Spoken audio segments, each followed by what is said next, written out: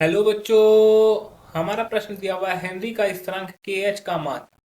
चार ऑप्शन है। तापमान के वृद्धि के साथ बढ़ता है, तापमान में वृद्धि के साथ घटता है, समान बना रहता है, पहले बढ़ता है फिर घटता है।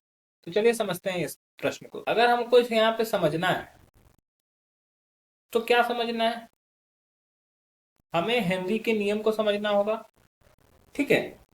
हेनरी का नियम क्या था? हेनरी के अनुसार किसी कांस्टेंट टेम्परेचर पर या नियत ताप पर किसी द्रव का निश्चित आयतन में घुल सकने वाला कोई गैस का मात्रा उस गैस के द्रव के साथ साम्यावस्था की स्थिति में आंशिक दाब के समानुपाती होता है। मतलब कि विलेयता जो होता है वो उसके आंशिक दाब के सीधा समानुपाती होता है।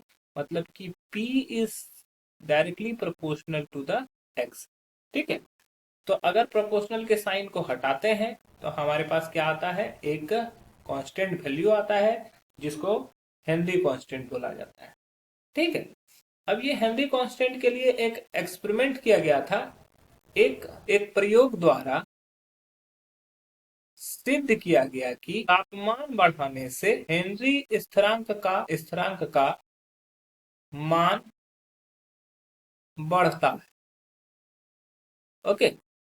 ये ऐसा बोला गया, ये सिद्ध किया गया कि क्या, कि एक प्रयोग में यही सिद्ध किया गया कि तापमान बढ़ाने से हेनरी स्थिरांक का मान बढ़ता है। अगर हेनरी का स्थिरांक का फॉर्मूला बनेगा तो वो P बटा एक्स बनेगा।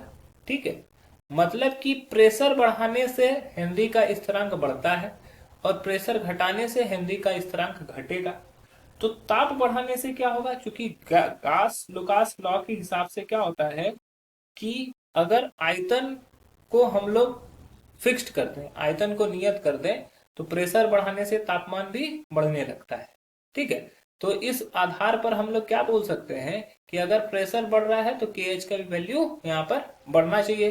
तो इसी वजह से हम लोग बोल सकते हैं कि तापमान में वृद्धि के साथ के एच का वैल्यू भी बढ़ता है। ये एक प्रयोग द्वारा भी सिद्ध किया गया था। तो पहला ऑप्शन सही है, दूसरा ऑप्शन गलत हो जाएगा क्योंकि आप बोल रहा है घटता है, समान बना रहता है, ये भी गलत हो जाएगा, पहले बढ़ता है फिर घटता है, ये भी गलत हो जाएगा। तो हमारे जो सही उत्तर हो जाएगा वो हो जाएगा ऑप्शन ए। आशा है कि यह प्रश्न आपको समझ में आया होगा। धन्यवाद।